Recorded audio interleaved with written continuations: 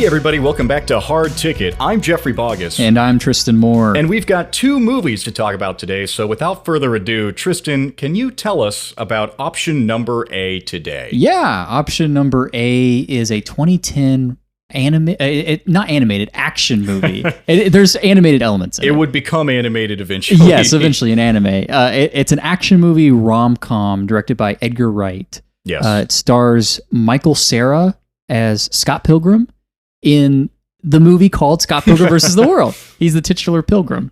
It also co-stars Mary Elizabeth Winstead as his love interest, Ramona Flowers, and includes an ensemble cast of Chris Evans, Brandon Routh, Brie Larson, tons of familiar faces. Yeah, it's kind of a stacked cast and a lot of characters that it juggles. Super stacked, tons of juggling, lots of fighting. The movie is Scott Pilgrim is this... he's kind of a burnout. He's like a 23-year-old burnout who is in a band. Yeah. And he's in a band competition, and it starts the movie out. He's in a relationship with a 17-year-old high schooler. Yikes. And basically he runs into his true love interest, Ramona Flowers, while at the library, and a love story blossoms, and Scott has to fight her 7 evil exes. Right. As it happens. Yeah. As per Edgar Wright's style, it's very in your face, and there's a lot of like really kinetic camera moves and stuff. And then it goes full action hodgepodge kind of thing. It's playing with a lot of different genres. Not unlike our second option today, option number B, which came out before Scott Pilgrim in 2004. It's called, you may know this, Eternal Sunshine of the Spotless Mind, written by Charlie Kaufman, directed by Michel Gondry, starring Jim Carrey in one of his handful of dramatic roles that he did across his career, co-starring Kate Winslet as his girlfriend turned ex-girlfriend turned maybe girlfriend again. Turned maybe ex-girlfriend again. Yeah, on and on. Jim Carrey plays Joel, who is a guy who finds out that his ex-girlfriend, Clementine, has erased him from her memory. He gets like a card in the mail that's like, well, he doesn't get it. His friends get it, and they show it to him. And he's like, what the hell? He freaks out. He goes and has the same procedure done to him. So it's a soft sci-fi movie as well. Yeah, it's a really interesting... Yeah, sci-fi, like, this is one of my favorite types of sci-fi movies where it's like the technology is just like accepted as like sort of mundane. Right. And then just from there, just like is a what-if story. Like, what if this, like, you could erase memories from your brain and just goes from there. Lo-fi sci-fi, kind of. Yeah. And most of the movie takes place inside his head as he is retreating into these memories as they're being erased. And you get cuts to the present, to the people in the company who are erasing his memory. You get people like Mark Ruffalo is here, Elijah Wood is here, Kirsten Dunst is here, Tom Wilkinson is here. Everybody's here. And they're in Joel's apartment while he's lying unconscious in his bed getting his memory erased. It's a well-known movie. So is Scott Pilgrim. This is a big episode for us. Yeah, this is a huge episode. These, they are super well-known now, but they were cult films, I think, when they released, and they've sort of blossomed into something more mainstream. We should talk about why we decided to pair these two up together. Yeah. And I think, I can't speak for you, but I think I think it was you who proposed the matchup. Probably, I think. And my first thought when you proposed them was thinking about the core romance at the center of these two films, between Scott Pilgrim and Ramona Flowers, and Joel Barish, played by Jim Carrey, and Clementine Krasinski, played by Kate Winslet. Yeah. And they sort of have a similar dynamic, which is that the women, for one, they're not the main characters. No. They're not the focus. But they have sort of fallen prey to the manic pixie dream girl accusation. Sort of, I would say that we'll get into that in a little bit. But yeah, that definitely comes. I think especially towards Eternal Sunshine, a little bit more people kind of misconstrue Clementine as a manic pixie dream girl, but that term is contentious anyway. Yeah. Definitely both of their stories are from the perspective of the male protagonists. So you've got, most of Clementine in the movie Eternal Sunshine is Joel's memory of her, where he's communicating with her and trying to hide her from being erased. And then, of course, Ramona Flowers, we're getting pieces of her past as they come back up in her and Scott's relationship. But Scott's the one who's fighting. Yeah. He's the one who's kind kind of trying to win Ramona in a way. As really a prize. interesting. And Scott Pilgrim and Joel Barish are almost like the same flavor of ice cream. Yeah, you could definitely see Joel Barish being like kind of like Scott Pilgrim when he was 23. Right. He maybe dated a high school or two. Yeah. So there's those similarities. It's sad boy versus soy boy a little bit. Sad. Yeah, that's a good. I got to credit my girlfriend to that one. She's the one who said that. That's pretty good. That's pretty good from M. Shout out to M. Some other similarities between these two films. They are, I think, rom-coms. I think would be a fair. They are a take on the rom-com genre. It's at the core, I would say, of each. Yeah, romance is at the core. They are funny. I think Scott Pilgrim is obviously more comedic, but Eternal Sunshine is a funny movie. Charlie Kaufman is a funny writer. Yeah, definitely a self-deprecating kind of writer. There's a lot of humor like that. And self-aware, too, which I think is important. They're also they're wintry romances that take place in the winter. Yeah. They sort of bend their genres, like I was talking about, where Eternal Sunshine is sort of sci-fi, but the drama is really the core focus. Yeah. And where Scott Pilgrim is like a romantic film, ostensibly, the action, I feel like, takes a really big focus in that one. It definitely becomes, it turns into an action movie. I mean, that might be one of the first genres. It might have one of the strongest arguments as an action flick above all else. But I mean, it's doing so much. Both of these movies are also very surreal. And you see that reflected in their filmmaking. Yeah. There's similarities and differences, out the wazoo. There's that's a technical filmmaking term. Like Scott Pilgrim is doing so much. It's very in your face. It's very directly telegraphed. It's a lot of they basically made an animated movie on top of the actual movie. Yeah. Lots of CGI, lots of green screen, but there are also a lot of practical in-camera things happening and playing with sets and lights that are present. Yeah. Lots of wire effects. Right. Yeah. And then that's almost all of what Eternal Sunshine is. It's these in-camera transitions, in-camera effects. But there is a good amount of CG happening as well. I actually watched a CG breakdown of one of the scenes in Eternal Sunshine where, as Joel's memory is falling apart, he's in a car driving next to Clementine who's storming out. This is post-breakup that they have. And they digitally remove both of her legs. Oh. And then add one leg back with CGI.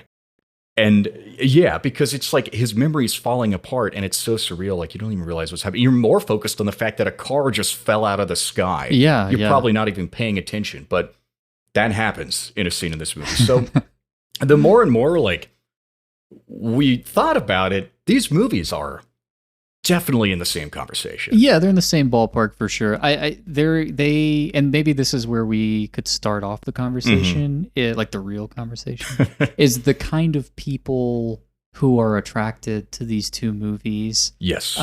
Because their reputation has sort of grown past them. And we've kind of skirted, we really had this conversation in our first episode where we talked about Pulp Fiction and Fight Club and how they are, film bro movies, yes, quote unquote.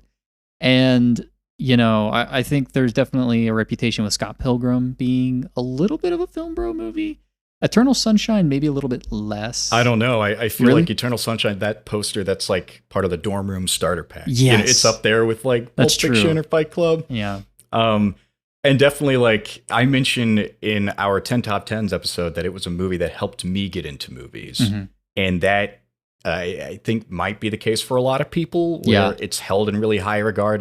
Both of these movies are acclaimed. They're esteemed. Yeah.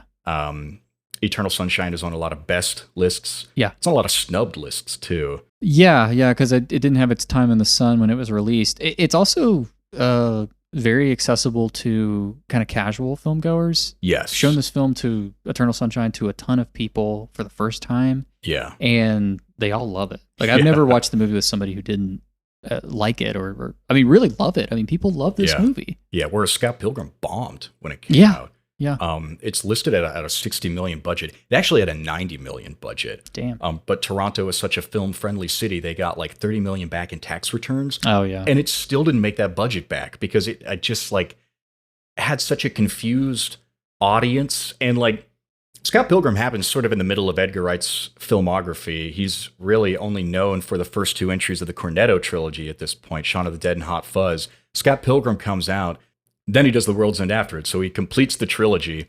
And it's like almost, it stands out so much compared to the rest of his films. Not just because it doesn't star Simon Pegg and Nick Frost in a genre mashup, but also because like, I don't think Scott Pilgrim is as accessible for other generations as millennials and Gen Z, probably. Yeah. It's a film that feels very particular of its time and place. For one, the Toronto thing, like it is very... I guess that's a core part of the comics. Full disclosure, I've never read a Scott Pilgrim comic. Yeah. It's an adaptation of those comics. It is a movie based on a graphic novel styled like a video game about an indie garage band. Yeah. And Edgar Wright, I mean, like, you just get such a whirlwind of influences in all of his movies. And they're also very... I don't want to say sensual, but you feel like your senses are being assaulted sometimes watching an Edgar Wright movie, because you got the music and the effects and the whipping and all that stuff. I mean, he's a really kinetic director, so it makes sense. I think he is very much the right person to adapt something like this. But going back to your point about, you know, who this movie resonates with. Yeah. It's very... I don't even know if it's personal to Edgar Wright, but it does feel like it is made up of a collection of references from a very particular point. Yeah. In history. Yeah, 2010 when it came out, that nerd culture is no longer like on the fringe. It's pretty mainstream at this point. Starting to become mainstream. You got like Big Bang Theories coming up. Oh yeah. Big Bang Theories coming up. The Sheldon Coopers, man. Like, yeah, they're coming out of the woodworks. Yeah. The I love science, like Facebook pages. Neil deGrasse Tyson's about to get, you know, his Cosmos reboot. Yes. And this is the whole thing about like the protagonist here. There's a big trope around this time where the geeky guy is the underdog who you're rooting for to get the girl. And this trope existed kind of for a small period of time before there was backlash inevitably for the girl being like a prize. Yeah. And this is definitely prevalent in Scott Pilgrim. There's this geeky, he's like the dogged nice guy. He's got his shoulders up. He's got that little wimpy face on. Yeah. He's like, I need a blanket. I'm cold. And then you get the same thing with Joel. Joel in Eternal Sunshine is literally described in Clementine's tapes when she's talking about why she's getting him erased from her memory as like boring. Because there's this archetype. Who's the guy who wants the manic pixie dream girl? He's waiting for somebody to come along and save him. Grab his hand. And pull him into the next adventure. Pull him into, yeah. You know? And that is, like, Eternal Sunshine is kind of like, before this trope is even a thing, it's like, here's that guy, and here's what's wrong with him. He is boring, and he's actually depressed. Joel Barish is legitimately depressed. He's got these expectations that are never met. Yeah. Like Clementine is always prodding him to let him in, like in his psyche. She's like, what are you writing down in that journal of yours?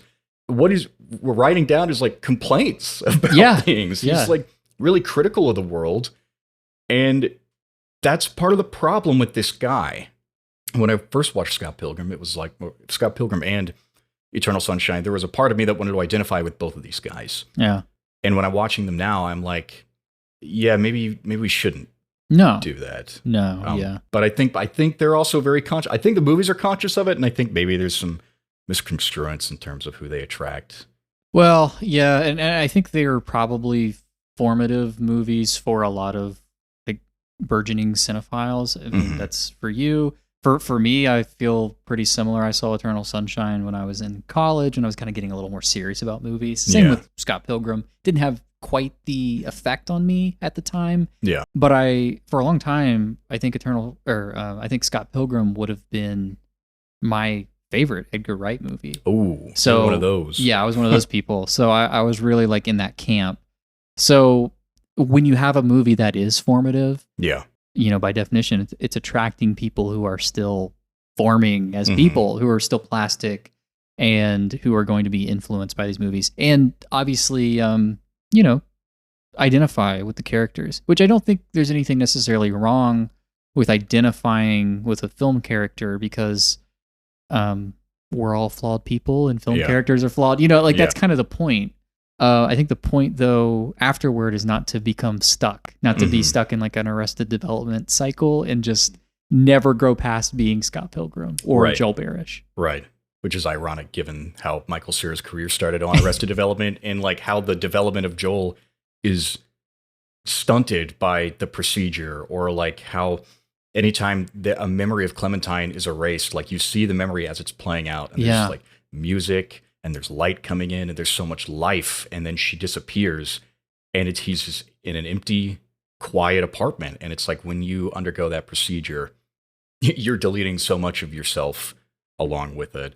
And that's that's a bigger kind of philosophical underpinning. I think both of these films, which is, and this again, I think goes back to our Fight Club Pulp Fiction episode, where I was talking about like our possessions, but also our references kind of form together to make us who we are. They form our identity.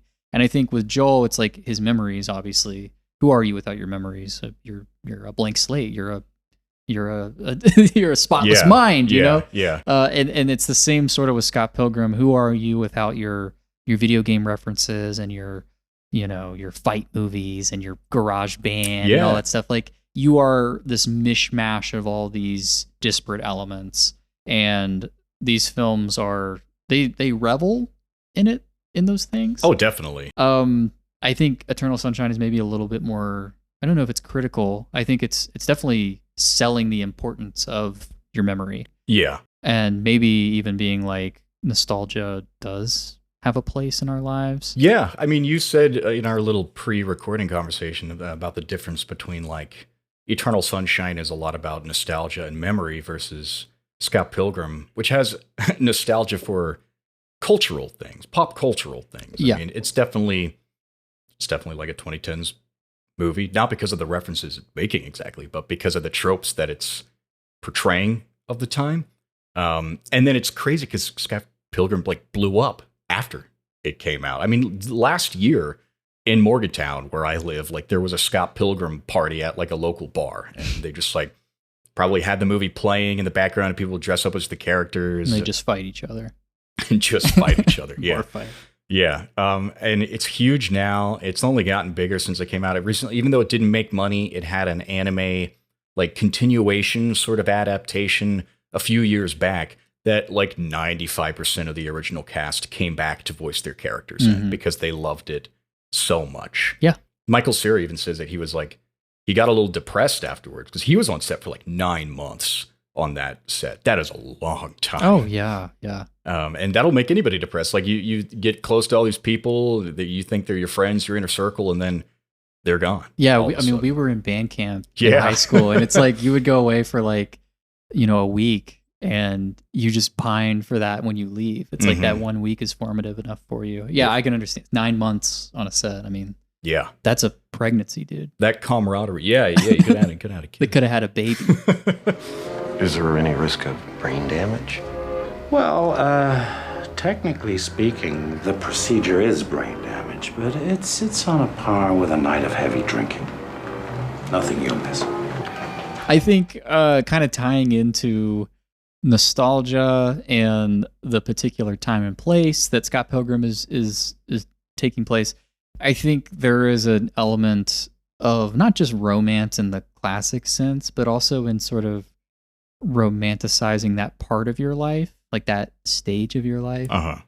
And that comes through, obviously, with all of the disparate pop culture references. It also comes through with the framing of how Scott is winning Ramona Flowers. Yeah. Right? Yeah. So, the princess in the castle that you have to rescue is a trope as old as who knows, old stories, legends, whatever. And this is sort of like a modern day myth in a lot of ways. Again, you have like the fantasy element of like the girl who will grab your hand and literally whisk you away into the next adventure, but you also have the more traditional like masculine fantasy of I get to beat up a bunch of guys that my girlfriend hates, and by doing so successfully, she'll be more attracted to me in a way. Right. You know what I mean? By the end of the movie, she literally has like a mind control collar on. Yeah. And that's like, talk about like robbing a protagonist of autonomy. Like they're literally under the control of something. And you have to beat the guy who's poisoned the mind of this girl. Yeah. You can write it off as like just, an externalization of a toxic relationship. Like, yeah, sure. You'll go back to somebody who you don't. And that's probably the intent, I mean, I absolutely, people do fall under spells, for lack of a better word. There's another fantasy term for abusive partners and stuff like that. Absolutely. I agree with that. But I think in this movie, it does kind of take a weird, the optics are a little off. Yeah. It's just like the optics of Scott Pilgrim dating a high schooler, which I will continue to bring up. The optics of, Joel, like I said, he's depressed. He's a depressed guy. He has this expectation of Clementine. When he first meets Clementine, second meets Clementine, and their second interaction, when he follows up after having like a manic pixie-ish interaction with her, where they break into a house and he's like captivated by her like adventurous spirit, but also afraid of her at the same time, but also wants to get out of his shell and doesn't know how to get himself out of his shell. So he kind of gravitates towards this mysterious, energetic person. And in their second interaction, where he follows up, he goes to the bookstore where she works. She tells him, like, I'm not a concept. Yeah. I'm just a fucked up girl looking for my own peace of mind. Don't assign me yours. And he still does it. Yeah. He gets with her. He has expectations. He's still reserved. He doesn't open himself up to her, but they legitimately love each other at the beginning of their relationship. That's the cool thing about Eternal Sunshine is begins in medias res, and then you work backwards from the end of their relationship to the beginning, where you see, they legitimately loved each other. They got in their own way, pretty much.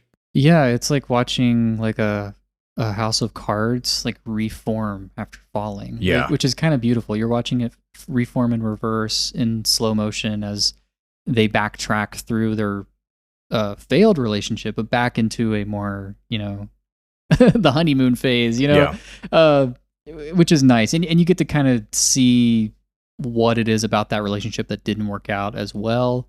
But you do get a sense that it's preventable, you get a sense that it didn't have to be the way that it is, which is, I think, a big, there's a tug of war going on with Eternal Sunshine between destiny and free will, or if you want, human nature, like who you are as a person versus like, can you ever really change? And I think that's like the beginning of the movie is really like, well, you said in media res, but it's almost like the end. It's like they've met again. Right. It is actually towards the end. Yeah, it's like, towards the end of the film. So it's like, even after they have erased their memories and there would be no reason, like no rational reason for them to meet up again, they still find their way to each other. Yes.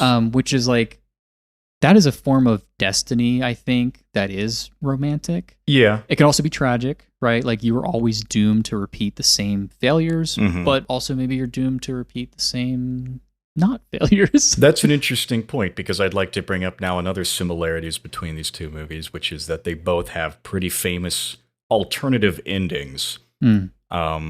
Original endings, in a way. Scott Pilgrim had an ending that was shot in part of the movie and just was decided by, I don't know if it tested negatively or like a volume of the graphic novel came out and actually ended, because the movie was being filmed before I think it ended.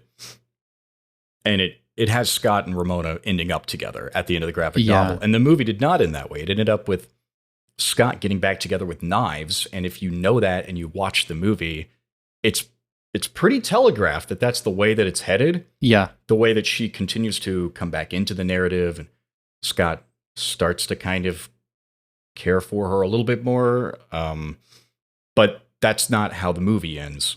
Scott ends up with Ramona, obviously. And the original script, or at least an early script of Eternal Sunshine, Charlie Kaufman, cynical motherfucker, wrote that Clementine has grown old and goes to get her memory erased again to remove Joel from her mind, and is told that she and Joel have been erasing each other from their minds their whole lives. Yeah. Which is just like, geez. Yeah. And at the end of Eternal Sunshine, they decide to give it another go around, even while these tapes are playing in the background where they talk about all the things they don't like about each other, but things they didn't really say to each other and work through. Yeah, exactly. No, I think you say it's cynical. I think it's maybe it's realistic, because essentially what that ending is for Eternal Sunshine is just stretching out the logical conclusion of the what we already have as an ending, which like the final shots of the film are Joel and Clementine running on the beach, and that looping over and over, sort of implying that maybe it won't work out, but they're going to try again, and maybe it won't work out, but they're going to try again, and over and over and over until they decide to face up to their memories, face up to their failures, but also their successes. And that's really the only way for them to actually be able to grow as people and reckon with who they are. Yeah, definitely. But there is also still that element of what you were saying, where there's like this destiny element, where the only reason they meet up again is because they're compelled to be in the same place by some force that is not explained. And we hear at the very end of Joel's memory erasure procedure, the memory of Clementine leans into him and says, "Meet me in Montauk." And then he wakes up and he doesn't remember who she is, but he goes to Montauk on a whim. Yeah. And she's there. And her memory's been erased for like 2 or 3 days or at this point. Maybe she was just hanging out in Montauk. Yeah, but she sees him there and they reconnect. And it's like, to me, that's that kind of like that otherworldly element where like, they don't remember each other, but they don't see each other, and like all the memories come flooding back in. They're still compelled towards one another. Yeah. There's something and when they wake up without their memories, or at least when we see Joel, and flashes to Clementine too, where she's just confused about like, she feels like she's just waking up. I think she says that she feels like she's just waking up. Yeah. They're both so confused. Yeah. So forlorn. The procedure has gone so awry in Joel. Like, he's forgotten things like Huckleberry Hound. And like anything he has just like supplementary connection to through Clementine is gone from his memory. Yeah, I think that's really interesting. Like the idea that a romance doesn't just start like when you meet the person, but like it can like retroactively, like you can apply things from your life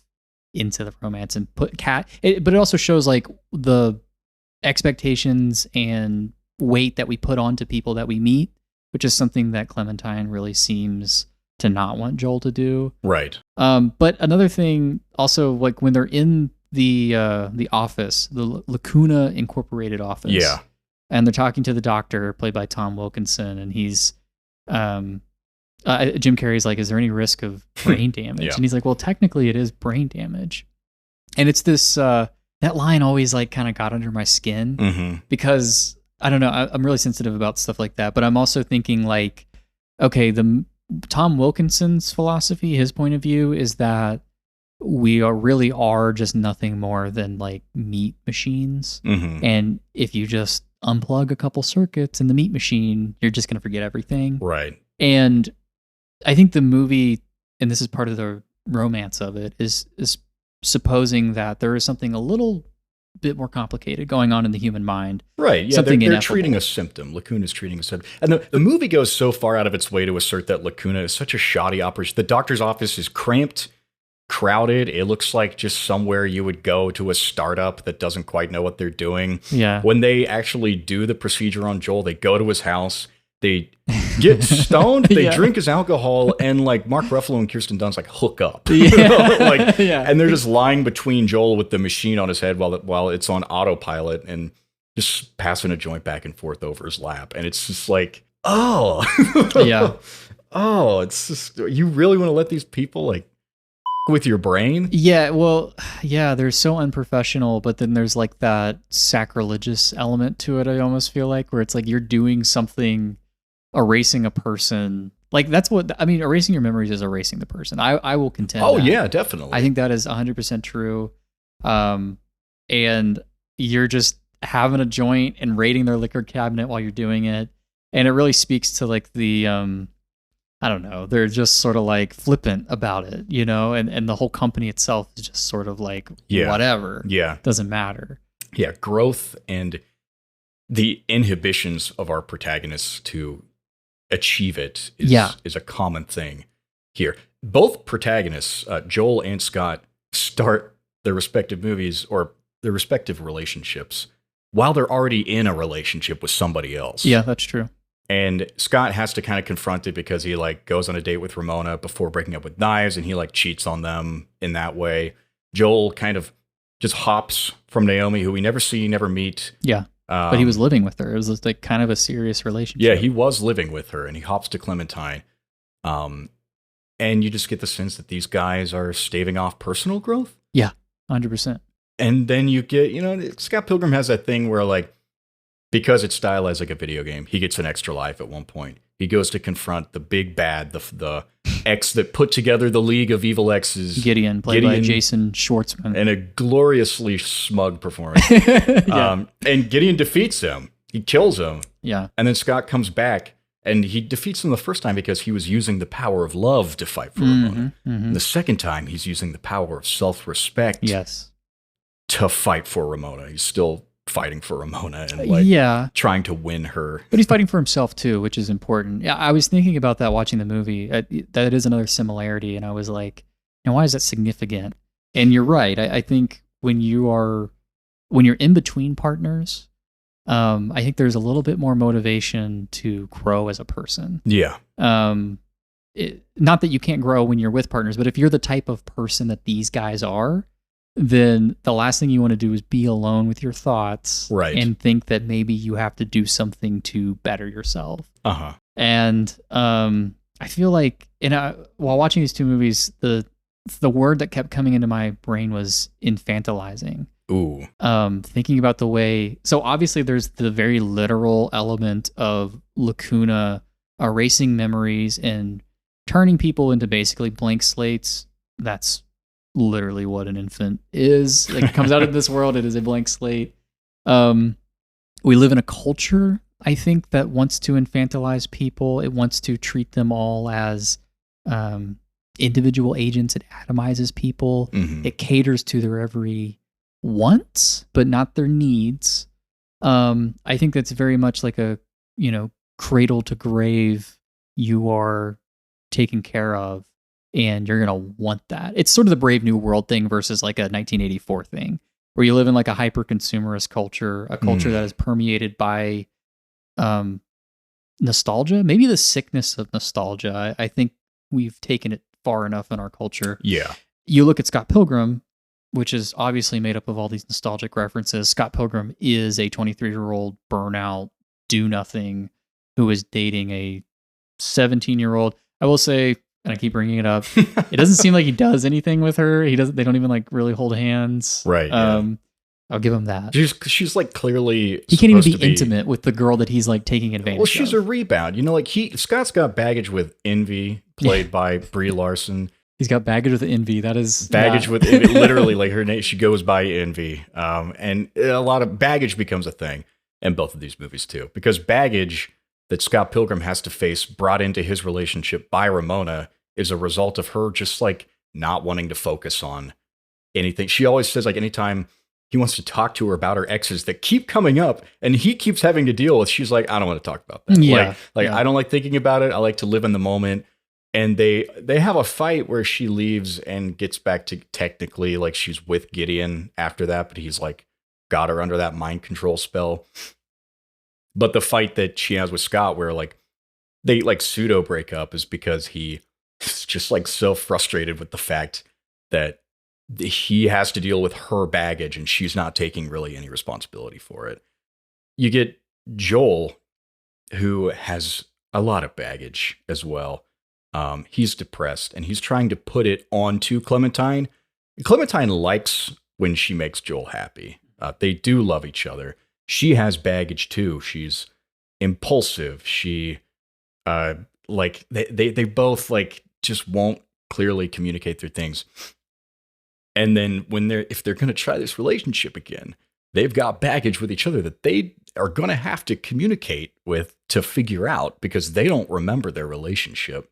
But the piece of growth that I tracked in Joel that I didn't really think much about before until watching it on this last time around was that when Clementine leaves his place, she asks him to keep playing his tape about her, where he's talking about all the things he doesn't like about her.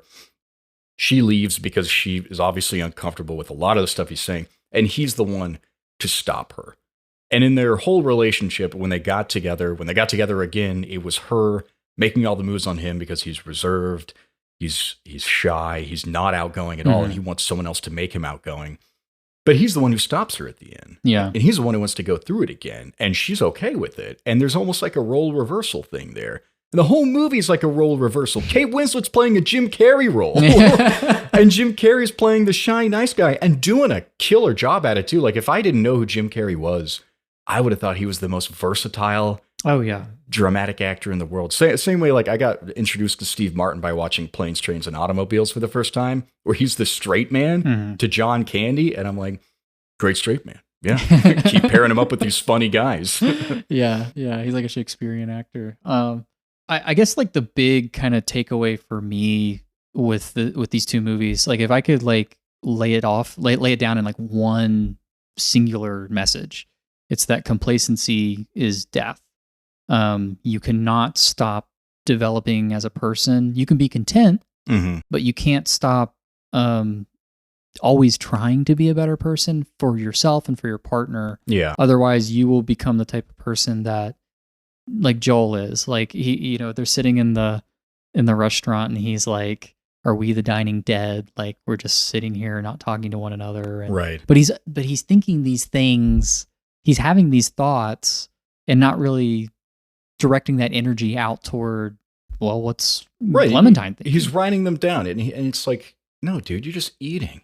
You're just eating, having a meal. Yeah, like, exactly. Don't expect it to be some like. And Clementine picks up on like that energy, and he even like says, like, he's like, I can't imagine us being one of those couples, and she's just like, you spoke that out into the ether, like it's there now, and now I'm thinking that, right, yeah. And Scott Pilgrim is just like, I mean, enough said. The guy, where he starts off, it's very obvious that he is not working on himself. Oh yeah.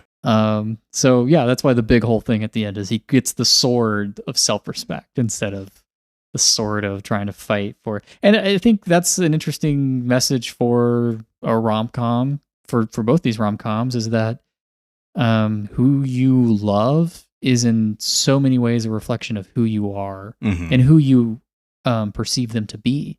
Right. You kind of fall in love with ideas of people. You fall in love with what they see in you that you don't even believe in yourself. That sort of thing, Yeah. Yeah. There's definitely elements of that. Like Scott Pilgrim, another similarity between these two movies is that the love interest in each constantly changes the color of their hair. Yeah, there you go. And the whole thing, like when Ramona changes her hair, like Scott, like he has like a little freak out, and he's like, he just did it. She just did it. Like it wasn't even a big deal. On a whim. And he's like, am I like a whim? And there's an anxiety there too, where like the guy who is chasing the girl who's spontaneous is gonna like run into this thing if he actually like gets into a relationship with her and he still sees her as this idea. He's gonna be like, well, am I just like part of it? Am I just like this phase? Am I just good? Am I just nice? Like the word nice comes up a lot in Eternal Sunshine. And like there's also Ramona constantly bringing up that Scott's the nicest guy she's ever dated. Yeah. And so there's the nice guy. The nice guy, yes, which ties into Manic Pixie Dream Girl, right? Which is like this thing that, I mean, it's a character trope that originated from male writers. I think that's probably fair to say. It originated from Elizabethtown. There was a film critic, Nathan Rabin, I think I'm saying his last name right, Rabin. He wrote a review for Elizabethtown, and he coined the term Manic Pixie Dream Girl in reference to Kirsten Dunst's character. Yeah. And the whole philosophy behind it is like, is this girl who has this like energy that she brings where she holds the protagonist's hand and fixes him and puts him back on the right track, basically. And then 7 or 8 years after Rabin coined that term, he wrote an article apologizing for it because like the Manic Pixie Dream Girl is now so broadly like pointed at all over the place. And people point to Clementine, who I think is like a deconstruction of the idea. Now I understand that if you like it's still not a story from her perspective. So like there is that, if you want to make that an issue, sure, I can understand that. But the Manic Pixie Dream Girl, when I was reading about like who people have accused of being such a thing, people said like gender swap versions, like Monsieur Gustave from Grand Budapest Hotel is a non-romantic gender swapped version. And I'm like, what even that's not even the same thing at this point. No, it's just a character who's like, it's not like written like they're well adjusted. Right. I don't know.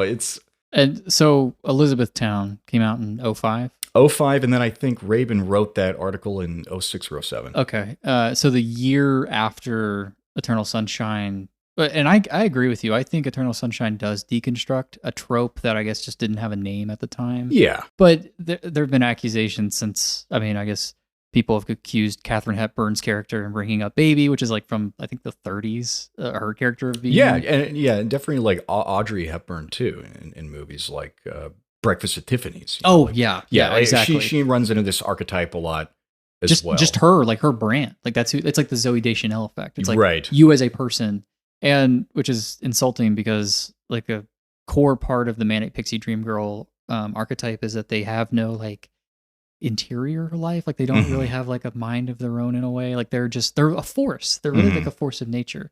And I think the way Kaufman gets around writing just like a straight Manic Pixie Dream Girl is by casting her foil, which is Joel, the nice guy, as a pathetic loser. Like completely, he doesn't get the sort of treatment that Scott Pilgrim gets, where at least Scott Pilgrim's in a band. He's funny. He seems to have all these friends. He's almost like the moral center for a lot of people too. He's like an innocent. I mean, he's dating a 17-year-old, but like, and Sarah himself is already like this very lovable person, and he doesn't transform for the role. I don't feel like he disappears into the role compared to Carrie, who is like, he looks very unshaven and his hair is limp and this is not greasy. Like a way we have seen Jim Carrey. I mean, he's had dramatic roles, like he was in The Truman Show. That there are dramatic points in that movie, but he's still like, the premise is him being that like neighbor sitcom kind of character, and he's doing his Carreyisms. There's a couple moments here where he gets to like play an infantilized version of himself in childhood memories, and like, why not? I mean, Jim Carrey can do it. Let's throw it in there. But like, I don't know how much casting control Kaufman had, but I know that Michel Gondry, like he would take Kate Winslet aside and take Jim Carrey aside, and he would tell them they're in like completely different genres. Like he would tell Winslet this scene is like, play it like a comedy. And he would tell Jim Carrey, play this like a drama. And he would encourage improvisation from everybody except for Carrey. And I think that was a little frustrating for Carrey. I'm sure. But he was really trying to get him out of that like Jim Carrey, the movie star kind of persona. Oh yeah, he's playing against type for sure. I think what kind of wins me over to it, what really wins, because Carrey I think could have easily played a Scott Pilgrim, because I think Scott Pilgrim is already comedic. His like sort of worries that like Ramona Flowers thinks that he's like a phase or he's just nice. It comes across as kind of like twee and like it's funny. When Joel worries he is boring. Like he actually is kind of boring. He actually is just sort of like a nice guy, and it feels more genuine because Kaufman isn't afraid to write Carrie or Joel as this kind of loser character. So it makes his anxieties more realistic. It makes his whole like where he's like worried about Clementine like sticking around or thinking whatever of him. It makes it feel like it's not just like a weird projection from the writer himself. Because I almost feel like the Scott Pilgrim thing, it's like, okay, I'm going to populate my movie with this nice guy, but he's also kind of funny and he's talented and all this stuff against a Manic Pixie Dream Girl, I think kind of unironically in a lot of ways, because she is like basically a prize to be won at the end of the movie. Yeah. And I think there's a little bit of like self-consciousness on Wright's part or whoever wrote the screenplay where they're like, okay, I need to make these anxieties funny so you're not really thinking about them as seriously as you could be. It's more of a straight comedy. And that's why I think it works better as a straight comedy. Yeah, it's definitely also one of those comedies where all the characters are just kind of like mean to each other. It's like a cynical comedy because there's that one scene where like Ramona like is back with Gideon and Scott's sitting on the swing set and his sister shows up as played by Anna Kendrick and she's just like, was she really the one? Scott's like, yeah, I thought she was. And she was like, maybe don't go for the girl with 7 evil exes. As she walks away and gets on the phone, she's like, yeah, he's really pathetic right now. And it's like, yeah, that's the punchline. There's always a punchline because it at its core, it's a comedy. There's a lot of funny moments in Eternal Sunshine, but like, and we talked a lot about the core, like the main characters of each, because like Scott Pilgrim juggles so many characters. There's always characters being introduced. It keeps the pace up from start to finish. It's very fast. And it's very funny, but it has a lot to get through versus Eternal Sunshine, where like it is mostly taking place in Joel's head. There's cuts to like a story happening amongst Lacuna. That's pretty important to the themes of the movie as well. It is, yeah. It's also kind of the primary plot driver in a lot of ways. Yeah. But ultimately it's a story about this relationship and kind of dissecting that. So it's and they don't have a lot of friends. Like Joel and Clementine, like Joel has his 2 friends who hate each other. Yeah. And David Cross is like playing that. He's always a dick in every single scene. Yeah, he's so funny that he's in. And I feel so bad for Jane Addams, who's playing his girlfriend, because at one point, like, Joel's trying to talk to her, and David Cross is just building a birdhouse in their kitchen. He's like smoking a joint. He's like, I'm building a birdhouse. And I think that's so funny. But like, there's also that generational element to it where like they're older. They don't have this big group of friends, big group of burnouts where they can just go to each other all the time or go hang out. Like they really are kind of the biggest thing they've got going on. We don't even know what Joel does for work. We never cut to his work. Yeah, he calls into work to cancel, and I can't remember. I feel like it's something mundane. It has to be. Yeah, it's like probably an office job. Yeah. And when it just goes, it ties back into what you're saying about like, when you erase your memories, you're erasing part of yourself. Because like, what does he have? Like the 2-3 years, however long he was with Clementine, like, what do they have now? They come out the other end, they're like, yeah, Joel has like at the very beginning of the movie, he looks at the journal entries he ripped out before the procedure and he's like, apparently this is my first journal entry in 2 years. Right. Yeah. Yeah. Do you remember anything from those 2 years? Yeah. Does he like look at the the calendar and he's like, oh, that's kind of weird. Yeah. I mean, there's some, I guess if you want to get into like little plot hole thingies or whatever, it doesn't matter to me personally, but I understand it. Well, I don't think it's a plot hole. I just think it's terrifying. Oh, it is terrifying. Yeah, it's absolutely. Yeah, it's like existential terror. I mean, and like I was saying about the brain damage thing, it goes back to that. Like, are we just meats? Are we just brains of that, or is there something a little bit more going on that we just don't quite know what it is? Yeah, I think Eternal Sunshine opts toward the latter in some ways. Definitely. And for doing so, it's more emotionally complex. It's more emotionally resonant. I think Scott Pilgrim, where it is a comedy, I don't want to say it's like emotionally, it's not dishonest or anything. Oh, no. It's emotionally a little juvenile, I think maybe would be fair to say. It's a little less mature. I think its themes are a little more prepackaged, I would say. They come in these nuggets. And I think that fits with the style of the film. I think it fits with the references. It is a kind of a prepackaged film. It's a type of film, if I walked into somebody's dorm and I saw the Scott Pilgrim poster, I would immediately judge them. I would feel bad about it. But you'd be like Joel. You'd write it down in your little notebook and they'd be like, what are you writing in there all the time? Let me in. And it's like, this guy's a f***ing chump. I would be like, oh, okay, you know. They probably have a Costco membership. I don't know. Like, you know, I would just like assume something about them. And then if I walked in with someone with an Eternal Sunshine poster, I would still probably assume something about them. But I would probably be a little less harsh than the Scott Pilgrim thing, because I do feel like Eternal Sunshine isn't quite so, prepackaged. I think that's a good word for it. In fact, it might be a little on the opposite end where it has its brows held a little high. It is, Michel Gondry is a French director. There's a connotation when it comes to like capital A art house. But it's also like, to me, it seems like it's so accessible. Like I know so many people who have seen it. It was that thing where when I first discovered it in high school, I was like, have you heard of this little indie movie called Eternal Sunshine of the Spotless Mind? Meanwhile, it won the Oscar for like best original screenplay. And like, of course, like people know what it is. But there is a time though when you do discover it. Like there is a time, like you don't grow up hearing about this movie. I mean, obviously we were like 7 when it came out, but you know what I mean? Like you don't, like I didn't hear about it until I probably was out of high school. I was probably in college. Oh yeah. So, I mean, there is a time when it shows up on your radar and it's like, where was it this whole time? Yeah.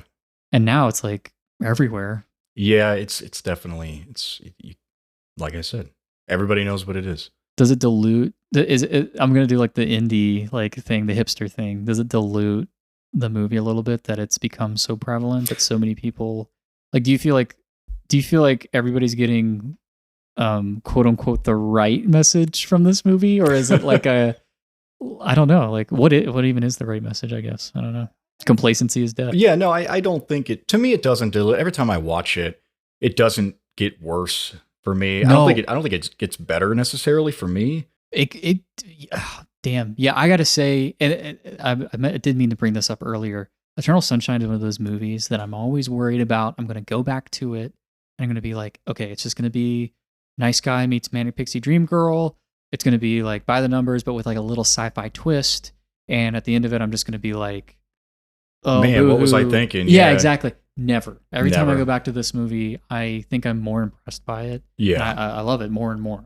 yeah. I definitely think it. There are a lot of dramatic punches where it can be a little bit expositional, or like you can be in a moment where you don't exactly know what the dramatic through line is, and then all of a sudden the score starts, the tint gets a little orange, gets a little nostalgic, and that memory's gone, and you're like, oh shit, because it's tapping into like an existential thing. Yeah. Where we're all kind of afraid of losing ourselves. Yeah. Losing our memories as we get older, and that's the whole movie. Yeah. That's the whole, but every time I watch Scott Pilgrim, like, it gets better for me too. Like I actually enjoy it a hell of a lot because it's doing so much. There are scenes, like complete scenes. I forget that when Matthew Patel shows up, the first Evil X, he starts into this weird Bollywood dance number. Yeah. Oh my God. Everybody's like, what the hell? Yeah. And that's the point where you realize what kind of movie it's going to be. But like, I forgot that, and it's hilarious. It is really funny. This might be an awkward question. Is that like racially insensitive that they do that? Like the one guy, Indian guy that she dated, comes in and does a Bollywood dance, and like the 2 Japanese guys like come in and they have like a Japanese dragon, and is that like, because I don't get anything like that. I didn't like feel uncomfortable. I loved it. I thought it was funny. I laughed. Yeah. I thought it was cute. I thought it added to like the sort of thing that the film was going for. Is that one thing that's going to become dated as the film goes on, like the 17-year-old? I mean, well, yeah, at one point when Knife says, you want to come have dinner with my family, he's like, Chinese food? Yeah. So it's that kind of movie. I mean, it's like, it's part of the identity of it. Yeah. I think that's just you sort of just take it as it comes. Yeah. And you don't. Yeah. Okay. Yeah. I agree. When he's like, are you even allowed to date outside your race? Yeah. It's just Yeah. like him being an insensitive prick, pretty Yeah. much, or looking for excuses, making anything up to make the breakup easier on him. I guess. Yeah, that's fair. And the whole movie, you know, we can talk about like the fight sequences. Is that really happening? To me, it's sort of like akin to a musical where it's yeah. It's not really diegetic. It's more like in Scott's point of view, like his sort of interpretation. So in Scott being this insensitive kind of racist prick, it might make sense that the one Indian guy that Ramona dated in the past would show up and do a Bollywood dance sequence. Oh yeah. Sure, let's just interpret it that way. Let's go with that. That almost it makes me okay. feel better. You want to fight me? For her? No. I want to fight you for me. Scott earned the power of self-respect. Let's get into some questions since we're already asking them. How do you feel about that? Yeah, I'm down for some questions. Let's do it. All right, you want to kick us off? Yeah, I can go first. So if this is like the most obvious question in the world, if Lacuna Incorporated actually existed in the real world, would you ever use it to erase your memory? Like for anything, like anything mundane, anything like super traumatic, like...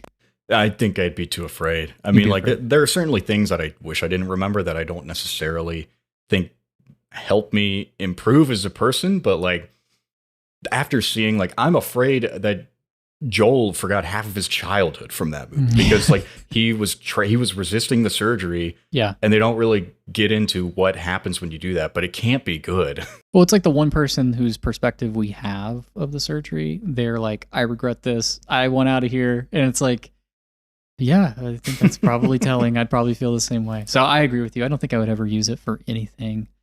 Although if it became a thing, people would definitely use it. Yeah, they would. I mean, there are a lot of cynical little pieces of that script where it's like the busiest time of Lacuna's schedule is like it's Valentine's Day. Yeah. Everybody's like forgetting their exes and stuff. And the people that we see in their office is like a woman whose dog has clearly passed and she has like a bunch of stuff in a box. Like, I don't want to, it's sad when a pet dies, but like, I don't want to forget my dogs. Like, they brought me so much joy. You would forget that joy too. Yeah.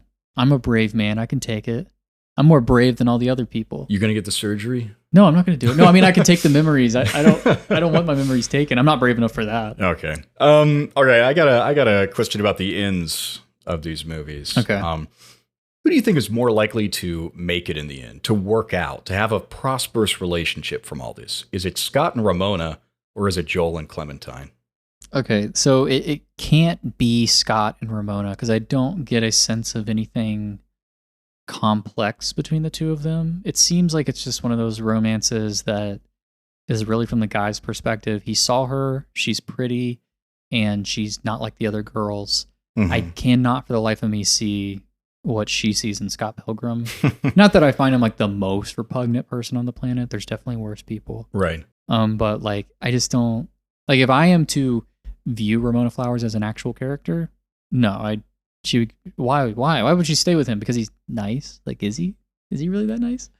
Joel and Clementine, are they more likely to work out? If working out means that they keep going back, well, I guess Lacuna's out of business, but hey, it's Pandora's box, you know? Yeah, we don't know necessarily what happens to Lacuna. I want to give it to Joel and Clementine. I'm feeling it a little more for them, even if they do go back in time and continue to do the erasure thing.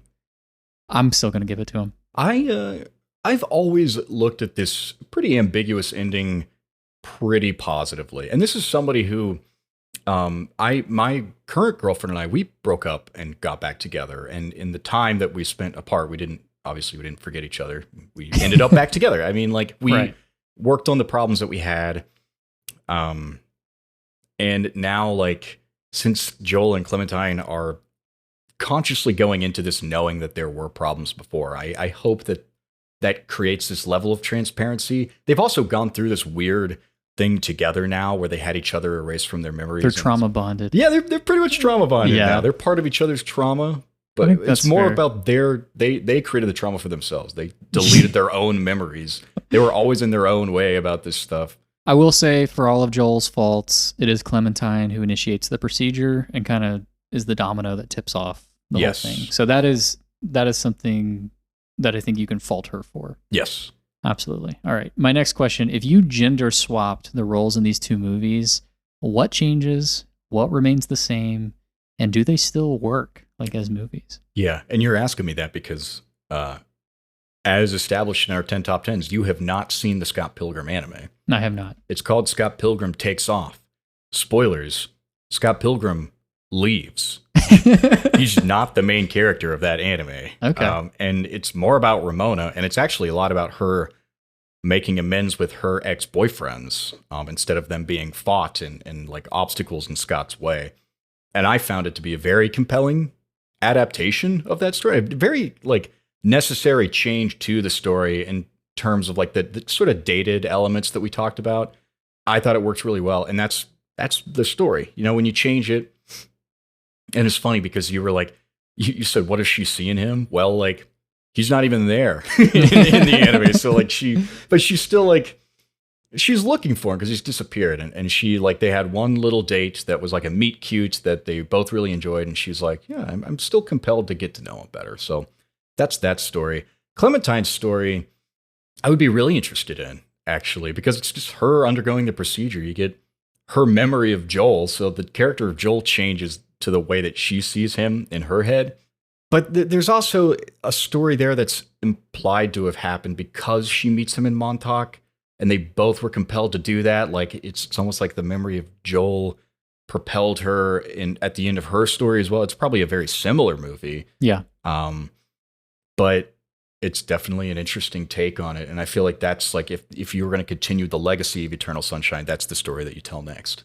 Yeah, I think that's fair. I'm also imagining just like Joel as like a woman, call her Joey King. She's just a loser. Okay. And I'm imagining like Clementine as a man. He's a manic pixie dream guy. Okay. He changes his hair. Is that the kissing booth? Is that what that plot is? No, that's... Don't be bad-mouthing the kissing booth on our podcast, dude. You're the one who bad-mouths Joey King. Shut up. Yeah. Interesting. Nice. All right, next question. Yes, next question. Joey King. In terms of the leads, we're gonna set those guys aside because the gender swap versions are the alternate versions of these movies, the definitive alternate versions. But what side character from each movie would you like to watch a spin-off of, and why? Yeah, it's a good question. And obviously, Scott Pilgrim is filled with more vibrant side characters. All of the evil exes, you feel like I would definitely watch a whole movie of Chris Evans playing his character in a movie. Yeah. I also love Brandon Routh as Todd the vegan, who just has superpowers because he's a vegan. Yeah. Which is f***ing awesome. He's like basically a Green Lantern. Yeah. The vegan police come and take his powers.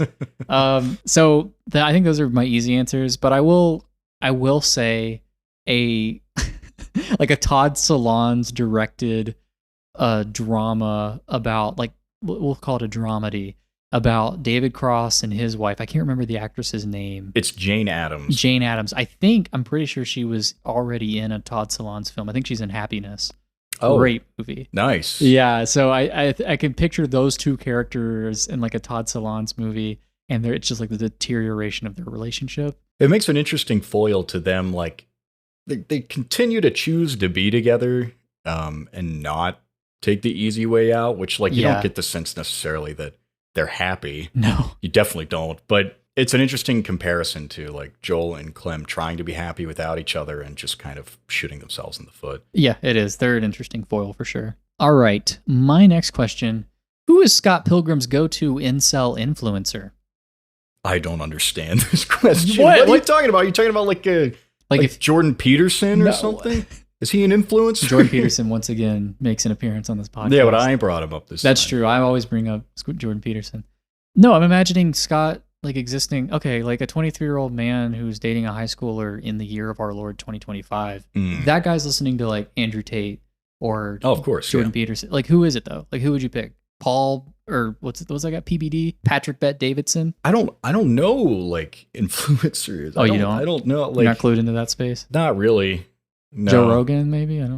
He's kind of like adjacent to it.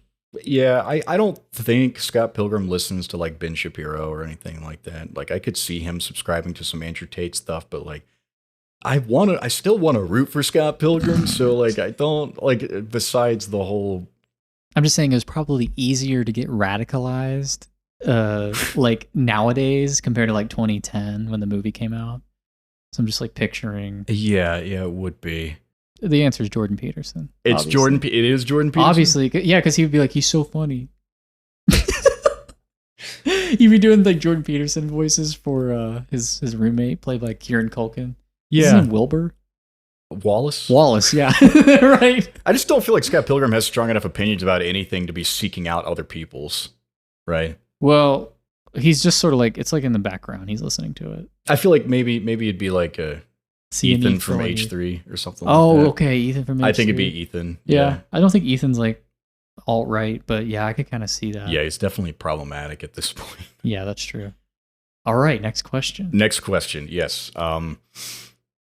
If you had to be caught talking to either Joel or Scott at a party, which would you prefer to be trapped with one-to-one? Okay, so my problem with talking to Scott is that he would probably be like ignoring me throughout most of it because he's looking for Ramona through the crowd. Yeah, you would not be having like an actual exchange. I'd be like, "How are you?" And he'd be like, "Yeah, whatever." And I feel like Joel would be judging me the entire time while he's talking to me. Yeah. So both of these guys just sound like not good conversationalists. So who am I going to pick? Probably going to pick Scott Pilgrim because I feel like Michael Cera would just be so funny to talk to. Like even if he were just blowing you you could off. probably say pretty much anything Yeah. to him. Yeah, I feel like he's less threatening too. Jim Carrey's a little scary. He's got like a little bit of like a malice to him. I don't know. You know what I mean? Yeah, what you do with Joel is you like walk up to him. He's like writing in his notebook, and you're like, what are you writing about? And he's like, he won't tell you, and you just let him write for a little bit, and then you grab it, you bully him, and you read it, and he's like, this guy's a total skis bag. I don't like him at all. I love that. You bully Joel. You could probably give Michael Cera like a wedgie while you're at it. That's awesome. Yeah, sweet, good question. Who would you hang out with? I think Scott Pilgrim would be more interesting to talk to. Probably. If you could get him to talk to you, he would be more interesting. Okay. So imagine a remake of Eternal Sunshine in the big year 2025. Mm-hmm. It's directed by Jon Favreau, favorite of the show, guest of the show, chef, don't get us in trouble again. Titular chef. Who's getting cast as who? Who is Jon Favreau casting in his Eternal Sunshine remake? Well, Jon Favreau is going to play Joel. There's really only one right answer. He's going to play Clementine. Yeah, but his ex-girlfriend was Scarlett Johansson, who does make an appearance in this movie. Yeah. So it's basically just chef, essentially. There's no food truck. There's no food truck. There's no food truck. There's no little kid. No annoying little kid. I'm just kidding. The kid was fine. The kid was fine. Yeah, no. Yeah. Well, I don't want to see that movie anyway, so you can cast whoever you want. Maybe you can cast people that I'm not going to watch, keep them busy so they stay out of other movies during the time. Yeah. It's going to happen one day. I really hope not. All right, next question. Okay, so this is about the alternative endings as mentioned earlier. Yeah. Which one, do you prefer either of them to the actual endings?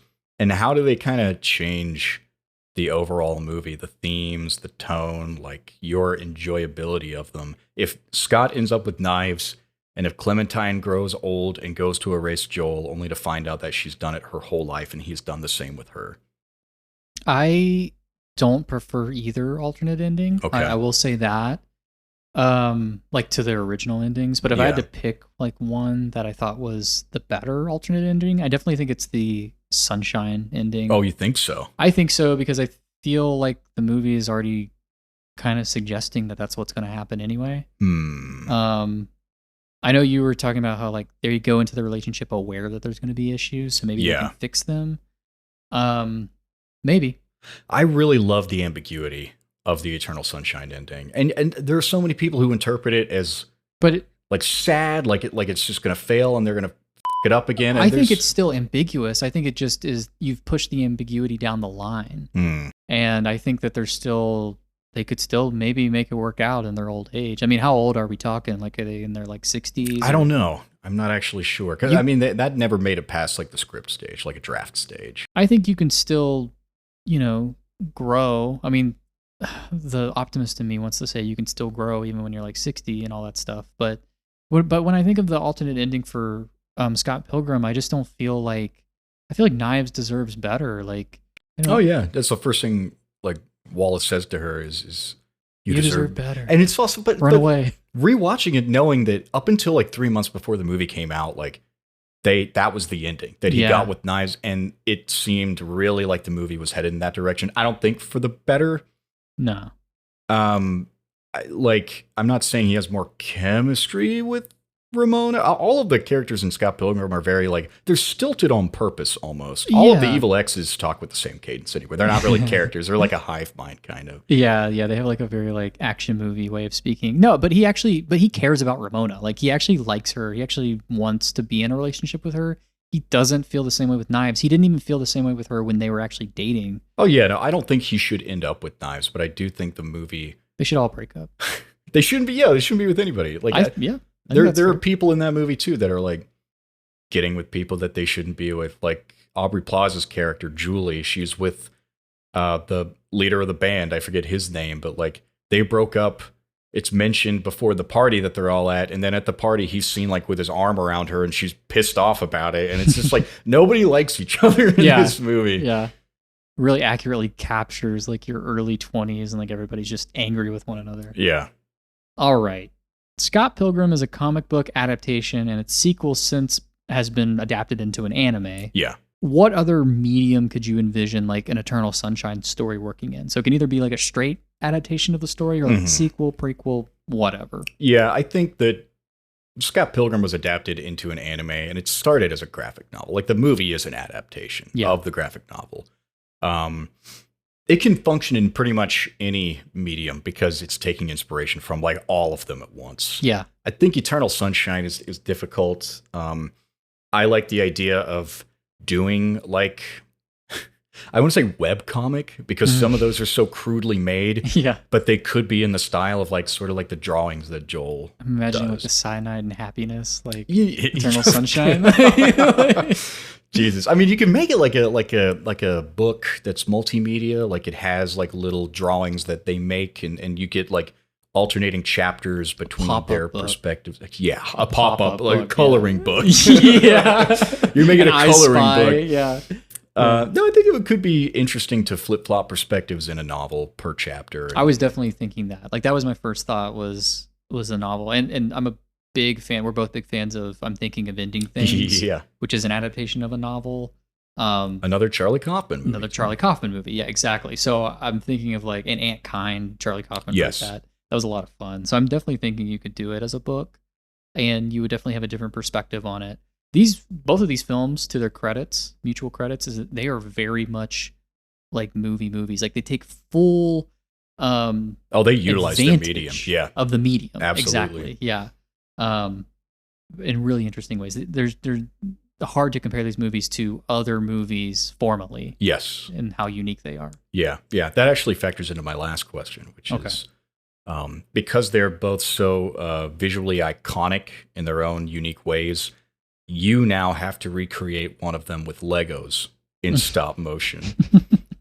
And which one are you going to do? Because Scott Pilgrim has all these like effects and things, and Eternal Sunshine has all these like weird like in-camera things. So like, no, it's definitely Scott Pilgrim. Like obviously, really, yeah. I feel like Eternal Sunshine would be easier at least, right?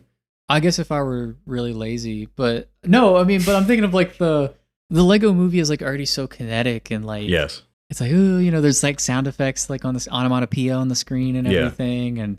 You don't want to be like Pharrell Williams where he's just like, oh my god, don't talk about the why don't we Pharrell just tell Williams. the whole story with Legos, huh? Wouldn't that be cool? Why, Pharrell? Why? That makes me not happy. I would definitely do Scott Pilgrim. It just would fit so much better. And it also just fits not only like Lego fitting Scott Pilgrim, but Scott Pilgrim fitting Lego. Like I think it goes both ways. What the hell? Why would you do you're thinking of all the Lego video games I grew up playing, and I'm like, Lego Eternal Sunshine of the Spotless Mind for like the Wii. You're just like, you have to get through the memories. You got to get through the memories. Get Clementine through all the collapsing memories. You have to get to the point where Joel can see Clementine's crotch in her panties. It's like in the Lego, like, so my kids can play. Yeah, exactly. Like it's like, no, that's not happening. Yeah. Well, but you would go Eternal Sunshine? I actually would, yeah. I think it'd be... Why? Because it's not the obvious answer, I think. Oh, you're just a contrarian. I do think that, there's less compositing if you're going to be doing it that way. You can do a lot more of the effects, just like, if a car falls out of the sky, you can just drop it. You just drop a Lego car on it. And you don't have to CGI that. You don't have to drop an actual car. You can just do it with Legos. That truly is like the lazy answer, though. Like I feel. Well, I guess I'm a lazy guy. I drove up here to record this episode. Hey, okay, all right. Yeah, it's also the first time I've done that. That's true.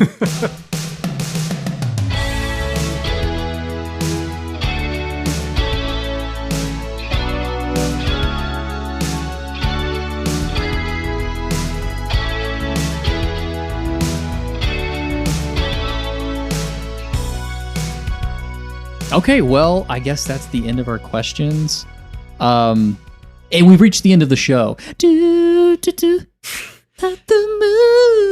are going to hear that. They don't need you to sing it. I feel like they should have my cover of it too. We should do like a duet. What do they call that? Duet. Yeah. A duo. What's it called when two people sing? It's the end of the show, hard ticket. Yeah. And we have a hard ticket to choose between Eternal Sunshine of the Spotless Mind, Yeah. and Scott Pilgrim versus the World. Jeff, Yeah. what are you gonna pick? It's got to be Eternal Sunshine. Oh my for God, me. I knew it. Oh yeah, and I know yours is too. It's a hard ticket. It's maybe not so hard ticket. So, but why? Why is it Eternal Sunshine? Because there is a part of me that's like dedicated to this movie. It helped me get into movies. But it holds up every single time I watch it. It also resonates. It gives me much more of an emotional reaction when I watch it. Scott Pilgrim is a blast. Yeah. And it's Edgar Wright. I mean, Edgar Wright is one of my all-time favorite directors. Yeah. But you Scott love Pilgrim, the Cornetto trilogy. Yeah, I love the Cornetto trilogy. I love all three pretty equally, actually. And Scott Pilgrim isn't like I don't want to say it's not at that level because it's weird to compare to those movies. It is, yeah. But it's Scott Pilgrim is so f***ing funny, and the action choreography is incredible. The visuals are incredible. Yeah, I think a lot of adaptations of comic books or graphic novels or most anything could take inspiration from Scott Pilgrim and be a million times better. Marvel will never get over the fact that they took Ant-Man away from Edgar Oh my Wright. God. That is such a mistake. I agree 100%. I guess, and I was reading on the Wikipedia page for Scott Pilgrim, was Edgar Wright working on that adaptation for like years? Yeah. Like he was passionate about it. Yeah, he was, and it shows. Like, it's such a labor of love. Yeah. Eternal Sunshine is also I don't think there weren't years dedicated to it. It didn't have 9 months of shooting. You know, it was a lot more run and gun. You know, like everybody talks about how the elephant scene wasn't planned. They were like shooting at the train station, and then like the circus was in town and they had all the crew together. So they shot that on the spot. And part of that is like, I think back to our very first episode, Pulp Fiction and Fight Club, where we're talking about like people love Pulp Fiction still, and they keep making gangster movies because they seem like like you get a gallon of fake blood and some guys in suits. Eternal Sunshine is very similar, where you do all these like, there are some wild visuals, but it's all like probably stuff that's hanging around your house. And it's inspiring to me as somebody who likes to create things, who likes the visual medium. It just scratches that itch so holistically. Yeah.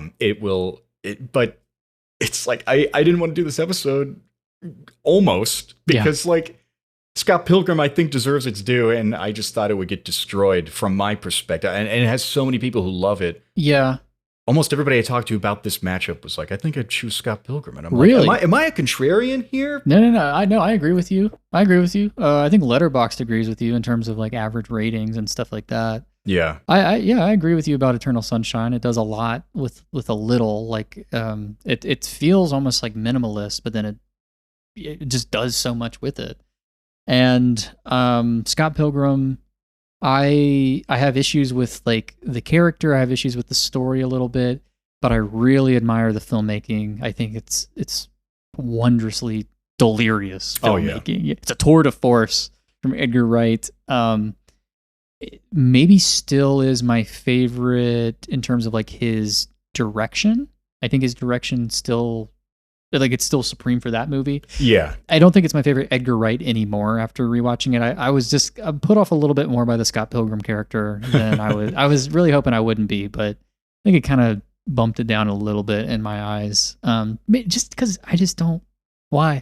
I just don't date 17-year-olds. What's all the hubbub about this guy? I mean, I love Michael Cera as much as the next guy, but Scott Pilgrim as a character himself just seems like a schlub. I'm not surprised that we both chose Eternal Sunshine. I do feel like Scott Pilgrim is a little pigeonholed. Even though like it's less of a cult classic now, it's held in really high regard. There's still a lot of people that it's not accessible to. Like my parents. I don't think they like Scott Pilgrim, but they can watch any other Edgar Wright movie. It's just like that geek culture kind of thing. The you had to be there kind of thing. Yeah, you had to be there. And even if you weren't cognizant then, or if you were still like immature, like I don't know, it's very fast. It's very kinetic. It does so much. Eternal Sunshine is also very fast, very kinetic, but it takes its time a little bit more to get to know these characters and establish, like, it just feels realer to me. And they're both in these, like, the whole point of both of them is to kind of not be real, but through that masking, Eternal Sunshine still, like, there's something universal about it, I think.